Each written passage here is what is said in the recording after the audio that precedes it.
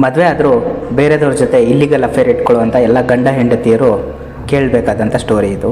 ತೆಲಂಗಾಣದ ಸಂಗಾರೆಡ್ಡಿ ಡಿಸ್ಟಿಕಲ್ಲಿ ರಾಮುಲು ಅನ್ನೋನು ಮದುವೆ ಆಗಿರುವಂಥ ಹುಡುಗಿರನ್ನೇ ಟಾರ್ಗೆಟ್ ಮಾಡಿಬಿಟ್ಟು ಅವ್ರ ಜೊತೆ ಚೆನ್ನಾಗಿ ಮಾತಾಡಿ ಅವ್ರಿಗೆ ದುಡ್ಡಿನ ಆಸೆ ತೋರಿಸ್ಬಿಟ್ಟು ಯಾರೂ ಇಲ್ಲದೆ ಇರೋ ಜಾಗಕ್ಕೆ ಕರ್ಕೊಂಡೋಗಿ ಅವರ ಬ್ಯಾಕ್ಗ್ರೌಂಡ್ ಸ್ಟೋರಿ ತಿಳ್ಕೊಂಡು ಮದುವೆ ಆಗಿದ್ರೂ ಬೇರೆದವ್ರ ಜೊತೆ ಅಫೇರ್ ಮಾಡಿಕೊಂಡು ಖುಷಿಯಾಗಿದ್ದಾರೆ ಅನ್ನೋದು ಗೊತ್ತಾದರೆ ಅಂಥ ಹುಡುಗಿರನ್ನ ಅವನು ಆ ಹುಡುಗಿ ಮೈ ಮೇಲಿರೋ ಬಂಗಾರ ಎಲ್ಲ ತೊಗೊಂಡು ಅವಳ ಮುಖನ ಕಲ್ಲಿಂದ ಚಚ್ಚಾಕಿ ಆಮೇಲೆ ಅವಳ ಬಾಡಿನ ಪೆಟ್ರೋಲಿಂದ ಸುಟ್ಟಾಕಿ ಮರ್ಡರ್ ಮಾಡಿ ಬರ್ತಿದ್ನಂತೆ.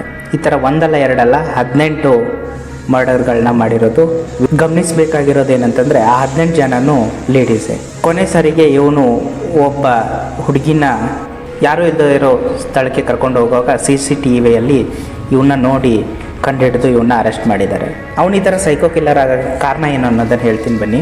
ಅವನು ಮದುವೆ ಆಗಿರೋ ಮೊದಲೇ ಪತ್ನಿ ಇಲ್ಲಿಗಲ್ ಅಫೇರ್ ಇಟ್ಕೊಂಡು ಬೇರೆದವ್ರ ಜೊತೆ ಓಡೋಗ್ತಾಳೆ. ಎರಡನೇ ಮದುವೆ ಆದರೆ ಎರಡನೇ ಹೆಂಡ್ತಿನೂ ಕೂಡ ಏನೋ ಜಗಳ ಮಾಡಿ ಬೇರೆ ಅಫೇರ್ ಇಟ್ಕೊಂಡು ಅವಳು ಹೊರಟೋಗ್ತಾಳೆ. ಮೂರನೇ ಹುಡುಗಿ ಜೊತೆ ಲಿವಿಂಗ್ ಇನ್ ರಿಲೇಷನ್ಶಿಪ್ಪಲ್ಲಿ ಇರೋವಾಗ ಅವಳು ಬೇರೆ ಗಂಡಸಿನ ಜೊತೆ ನೋಡಲೇಬಾರ್ದ ಇರೋವಂಥ ಸ್ಥಿತಿಲಿ ಅವಳನ್ನ ನೋಡಿಬಿಟ್ಟು ಅವಳನ್ನ ಕೊಲೆ ಮಾಡ್ತಾನೆ. ಅಲ್ಲಿಂದ ಅವನ ಸೈಕೋ ಕಿಲ್ಲರ್ ಕತೆ ಶುರು ಆಗುತ್ತೆ. ಇದ್ರ ಬಗ್ಗೆ ನಿಮ್ಗೇನು ಅನಿಸುತ್ತೆ ಕಮೆಂಟ್ ಮಾಡಿ.